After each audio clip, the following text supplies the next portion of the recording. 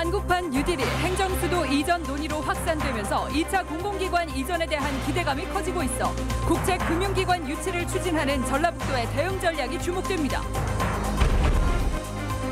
닷새째 계속된 장맛비에 도내에서는 아직까지 별다른 피해는 발생하지 않고 있지만 국지성 호우가 다음 주까지 예보돼 있어 철저한 대비가 필요합니다.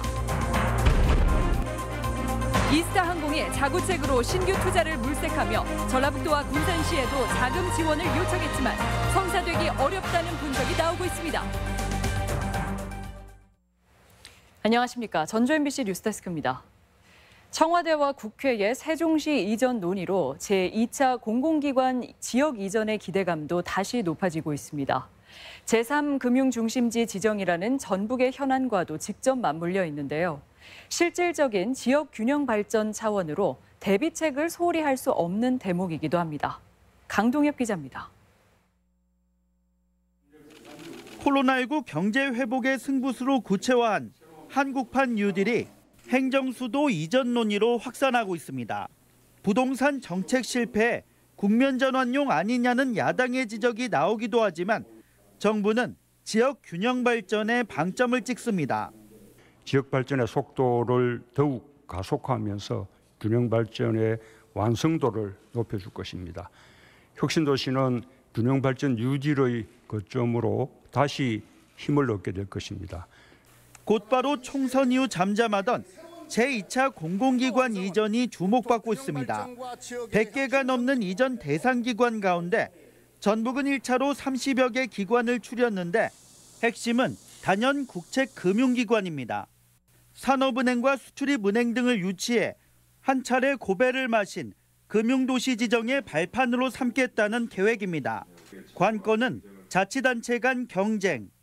지난 국회에서 신경전을 벌인 부산 외에도 강원과 대전이 국책은행 이전지로 이름이 오르내리고 있습니다. 정치적 힘겨루기가 우려되지만 오히려 지역 균형 발전의 가치를 공유하면서 지역 간 연대로 넘어야 할 과제입니다. 혁신도시 지정에 행정수도 이전이라는 호재가 겹친 대전 충남은 균형 발전 차원에서 협조를 이끌어낼 필요가 있습니다.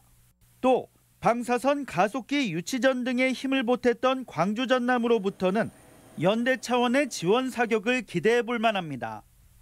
정부의 동향에 맞춰서 우리 도의 전략도 현 시점에서 다시 점검을 해서 이제 대응을 해 나갈 필요가 있다고 봅니다.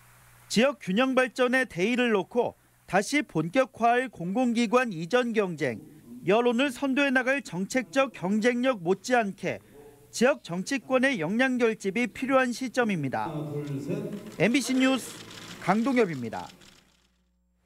이스타항공이 자구책으로 신규 투자를 물색하고 있지만 성사 여부가 불투명합니다. 이스타항공은 제주항공의 인수 포기 이후 정부 지원을 타진했지만 플랜 B 요구로 여의치 않게 되자 전라북도와 군산시에도 별도 자금 지원을 요청한 상황입니다.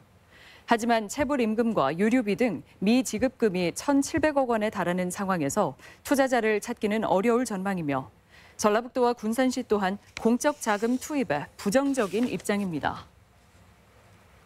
민주당 최고위원 예비 경선에서 한병도 의원이 첫 관문을 넘어섰습니다. 민주당이 오늘 중앙위원회의를 통해 10명의 최고위원 후보 가운데 8명을 추리는 예비 경선을 진행한 결과 이재정 의원과 정광일 안중근 평화재단 청년 아카데미 대표를 컷오프 시켰습니다. 이로써 다음 달 29일 전당대회에서 5명을 뽑는 선출직 최고위원 경선 본선에는 한병도 의원 등 8명이 나서게 되는데 한 의원의 선출은 비교적 무난할 것이라는 게 당내 기류입니다. 부산을 비롯해 전국 곳곳이 어젯밤 내린 장맛비로 몸살을 앓았는데요. 다행히 도내에서는 아직까지 큰 피해가 없었는데 마음을 놓을 수는 없습니다. 장맛비가 다음 주까지 계속된다고 하니 피해 예방에 각별히 주의하셔야겠습니다. 한범수 기자입니다. 밤새 내린 비로 수위가 부쩍 올라간 전주천. 건너편까지 이어지는 돌다리가 물에 잠겨 흔적조차 보이지 않습니다. 연이은 장맛비로 도로 지반이 약해진 곳도 한두 군데가 아닙니다. 장맛비가 누적되면서 도로 곳곳에 있는 포트홀의 크기가 점점 커져 운전자들에게 위협이 되고 있습니다. 어제부터 오늘 오후까지 군산 어청도에만 200mm에 가까운 많은 비가 내렸고 오늘 밤 사이에도 국지성 호우가 예상됩니다. 이런 경험 처음이죠. 폭포수가 흐르는 그 정도에 있으니까 물 찬 데는 한 무릎 정도. 다행히 인명피해가 발생하거나 침수 신고가 접수되진 않았지만 소방 출동이 이어질 정도로 도내에서도 불안감이 가시지 않고 있습니다. 계속된 장맛비에 집안이 불안정해져 작은 비에도 피해는 커질 수 있다는 우려가 나옵니다. 장마는 아직 끝나지 않아 주말 사이에도 국지성 호우로 인해 많게는 60mm 상당의 강우량이 예상됩니다. 현재 주 강수대는 모두 빠져나간 상황이며 약한 비가 내일 오전까지 이어지다가 소강 상태에 접어들겠으며 모레 일요일 낮 동안에 다시 비가 내리겠습니다. 기상청은 이번 장마가 다음 주 중반까지 이어진 뒤 끝나면 본격적인 무더위가 시작될 수 있다고 전망하고 있습니다. 올해 장마의 경우 지난 6월 말부터 한 달 정도 계속되고 있는데 일수로는 평년과 다를 게 없는 상황. 하지만 갑작스럽게 많은 비가 내리는 날이 많아 시민들이 느끼는 불편과 불안이 더 크고 피해 예방이 요구되는 상황입니다. MBC 뉴스 한범수입니다.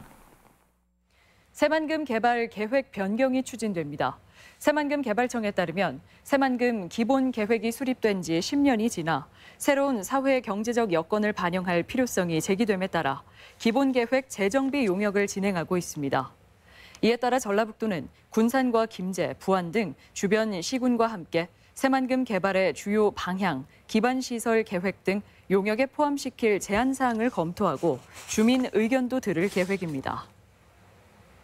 감염병 사태로 문을 닫았던 장애인 복지시설 운영이 재개됩니다.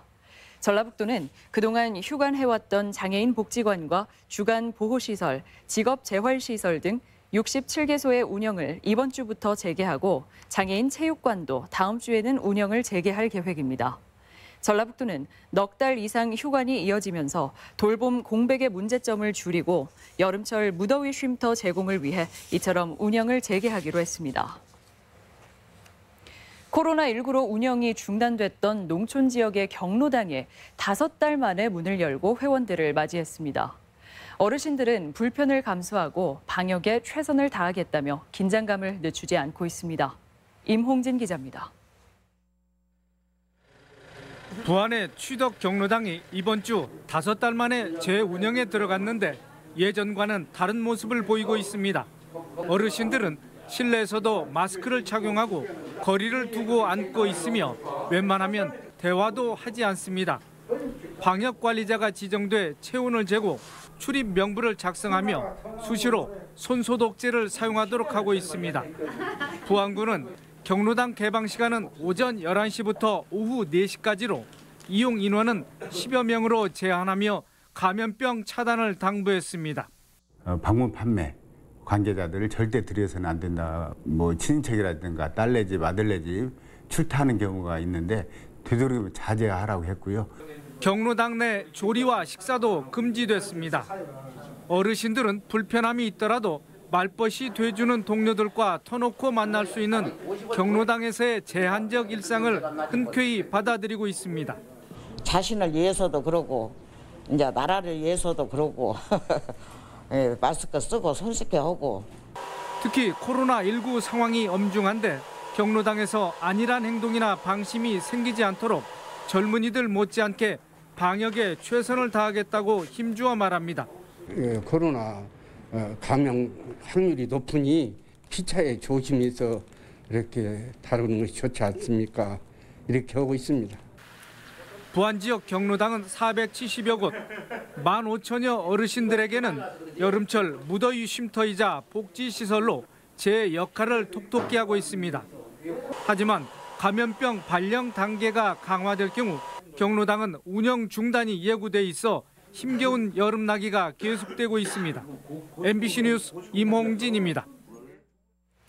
코로나19로 인한 학교 방역활동 인력 지원이 중단되면서 교육 현장의 불안감이 커지고 있습니다.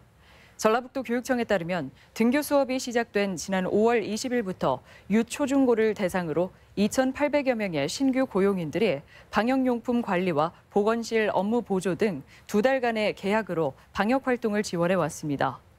하지만 이달 하순부터는 관련 예산 48억 원이 소진되고 추가 계약이 어려워 인력 지원이 끊기면서 일선 학교마다 대책 마련을 촉구하고 나섰습니다. 전북권 뉴스였습니다.